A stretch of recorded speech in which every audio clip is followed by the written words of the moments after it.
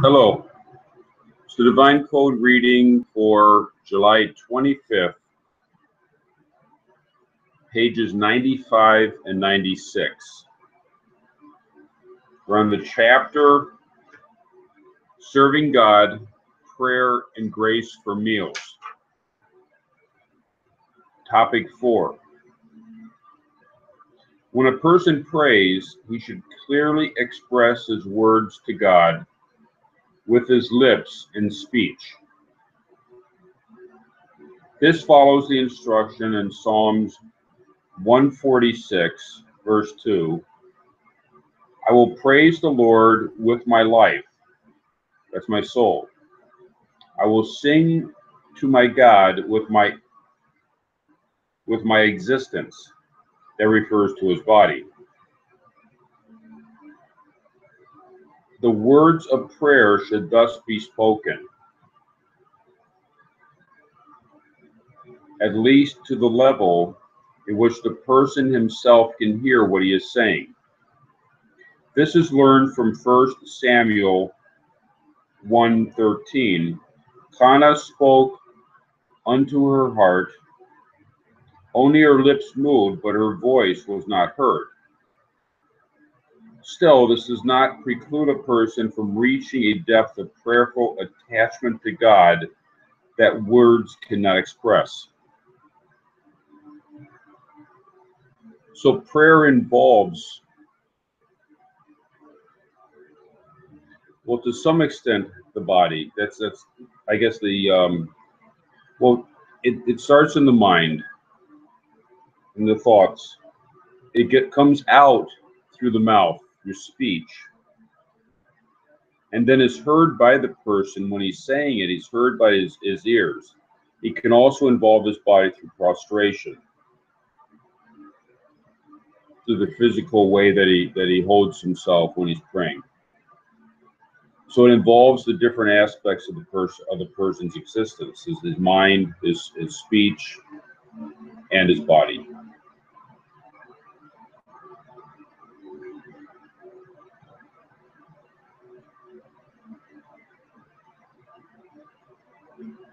With his lips and speech, if possible, and not only in his thoughts. Rabbi Moshe Feinstein, Igrit Moshe Orachaim, Volume 2, Chapter 25. It is obvious to me, I'm not sure if that would either be Rabbi Moshe Feinstein or maybe the author of the Divine Code, most likely Moshe Feinstein. If he prays to God, even in his thoughts alone, he has reward for this as well, because he is fulfilling the obligation to believe in God, the creator of the world. But from the onset, it is obviously better for a person to vocalize the words of his prayer. So it's best to speak the words of prayer. It can also be beneficial just to think the prayers, and if due to circumstances that's what's available, then thinking the prayers is still of value.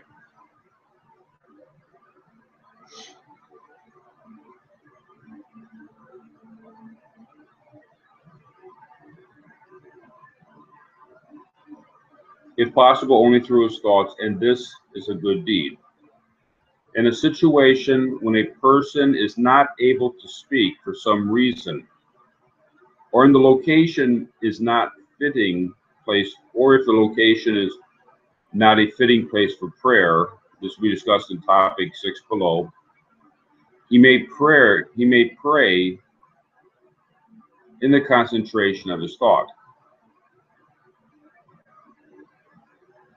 A person can pray at any time of day and in any fitting words that he chooses, but he should be careful not to use the prayers that idol worshippers compose for their liturgies, because their intention for the prayer is surely to serve their idol. Even though one might recite a prayer for the sake of God alone, nevertheless, the liturgy of idol worshippers is an abomination to God. And this is also from Rabbi Moshe Feinstein's Igor Moshe. He compares it to the ruling that applies to an animal that is brought for sacrifice to God, and it was used for a sin. That is, bestial relations, designation for idol worship, or other sins. And this is in topic. This will be in the next. This will be in the next chapter to be explained more fully. So, a person that if something is brought to God, such as a sacrifice, and it was used in a improper manner, a way that was an abomination. It was used. Maybe it was designated as a sacrifice for another idol. Similarly, if prayers were written in the liturgy for other worship, and even though it could be argued that church worship is not idolatry, it goes into shituf. However, there's a taint that exists on the prayers that were composed for that purpose, and therefore those prayers should be avoided. It's like bringing a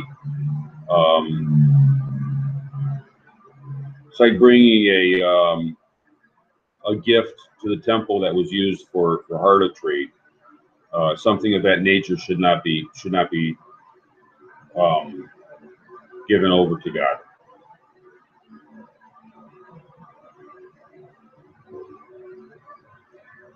For the same reason, a person should not pray to God if he is in the house of idol worship.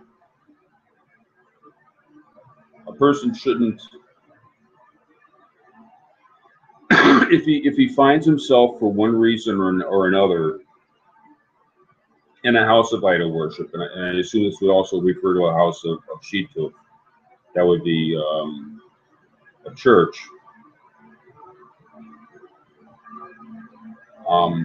If he's attending a wedding service and the family really leans on him to attend the wedding service, and so he attends not to cause conflict in his family, in that kind of a situation, he should not be saying prayers to God. He should, going over the last night's baseball game or something, reading the, doing something else other than saying words.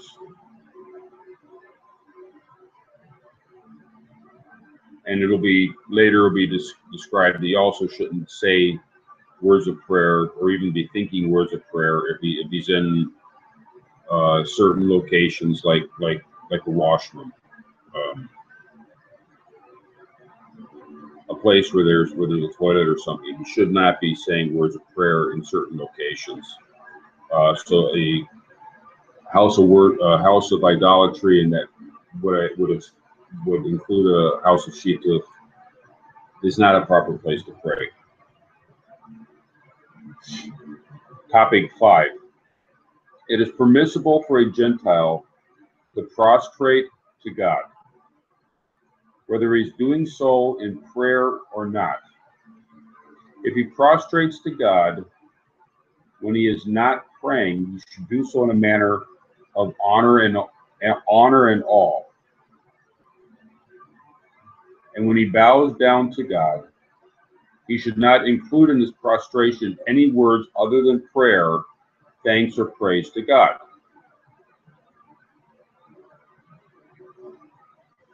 This will be discussed more in the section of the book on idol worship also. So when he's prostrating to God, that means prostration means that his feet, his hand, his entire body is basically on the floor. There's other versions of this. Bowing might mean that his knees and his forehead is on the floor, and that's also done in a manner of awe, in honor and awe towards God. These need to be taken very, very seriously. An example might be the righteous Eliezer, that was Abraham's servant, in Genesis 25, chapter 24, verse 52.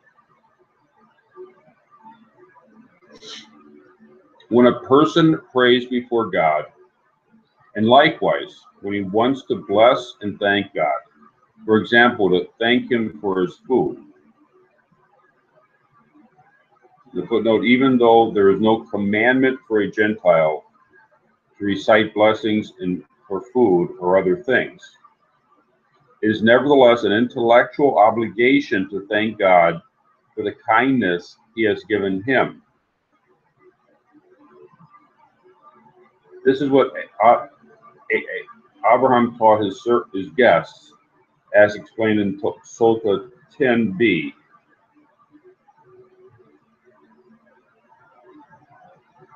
So it's proper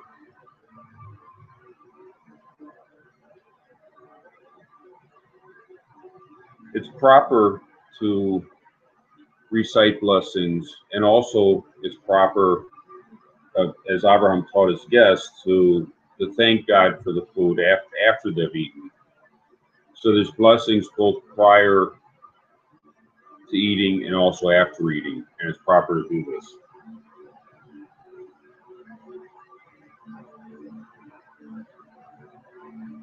For his life, these are other things that he should say blessings and prayers for.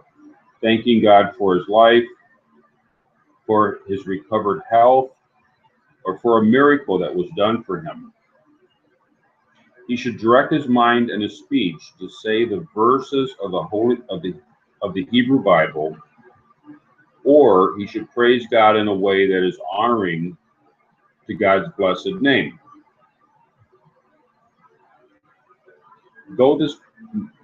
Through this manner of prayer, the name of God will be glorified. On the other hand, a person should not mention God while he is distracted or without thinking about what he is saying, for that would be degrading to the honor of God. Therefore, it was Abraham's custom to teach all peoples of the world that it is proper to thank and bless God's great name,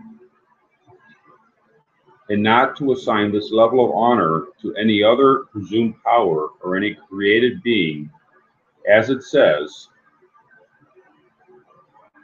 in Genesis chapter 21, verse 33, and there he, Abraham, proclaimed the name of God, God of the universe.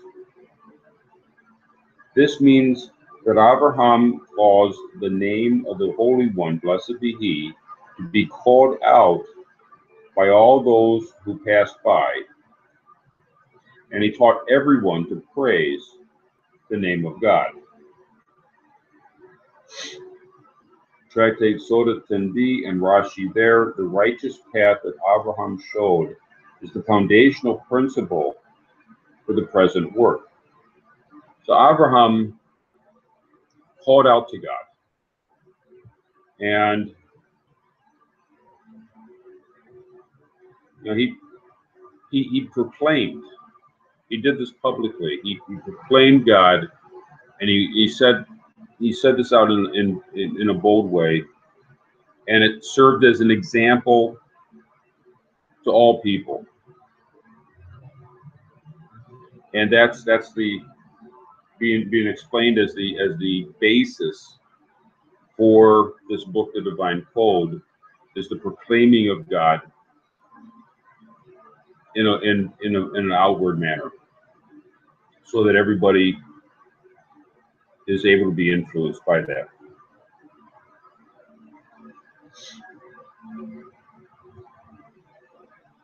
Likewise, Joseph acted in this manner, as it says. This is in Genesis 39, verse 2 and 3.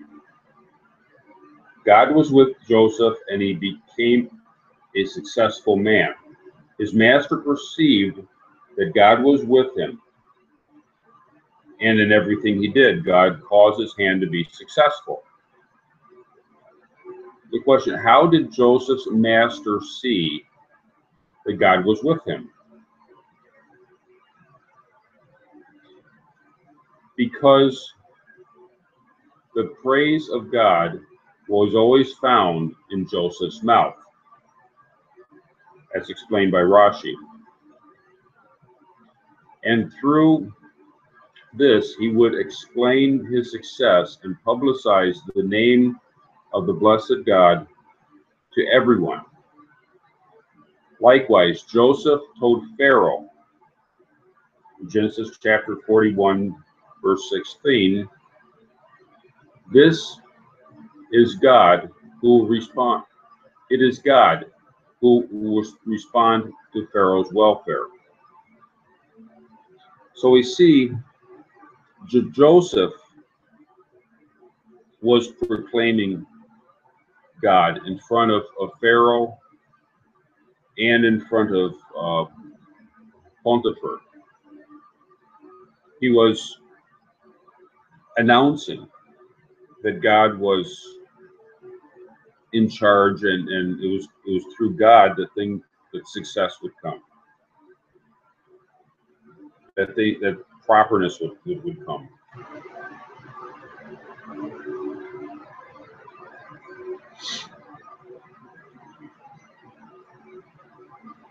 One's prayers should be said honorably in order to honor God, even if God's name is not mentioned. Therefore, it is meritorious to pray with honorable clothing. One should not pray in filthy clothing or with genitals uncovered, or in the presence of others who have genitals uncovered. One should not pray where there is a bad smell, or in a lavatory or bathing room, or within 6 feet, 1.8 meters of excrement. So both the manner of dress, that it should be properly covering the person, and it should be a reasonably honorable clothing. You don't have to have the fanciest clothing. It should be clothing that you would not be embarrassed to meet a dignified people with. So dirty clothes that will be used for gardening or used in labor and work should be avoided. That you should wear, depending on your custom, clothes that you would feel comfortable meeting a dignified person wearing those clothes.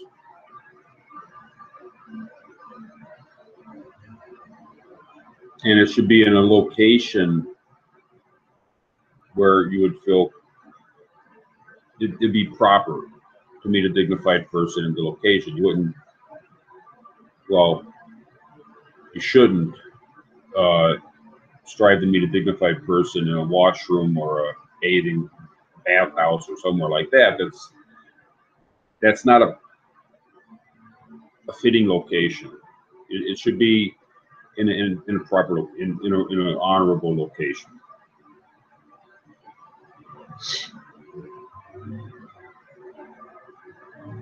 If one has no choice and has no other opportunity to pray, and he must make a request to God, and he is standing where other people are unclothed, He should turn his body, or at least his head, in order not to be seen. No, in order not to see them, and he should pray. So if life circumstances put a person in a less honorable situation, he should pray, but try to do it in a way that's not, that creates a little bit more honor than, he should make some effort to bring it to an honorable way.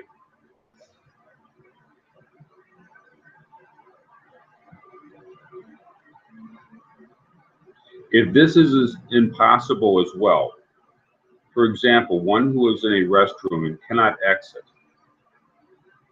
it is better to pray in his heart and not to utter God's name in such a place. So if it's impossible to create a dignified situation, there's unfortunately sometimes situations that are not ideal, then the person should pray. If they're not able to improve, the situation, then he should pray just within, rather than speaking God's name in such a situation. Similarly, topic 7. Similarly,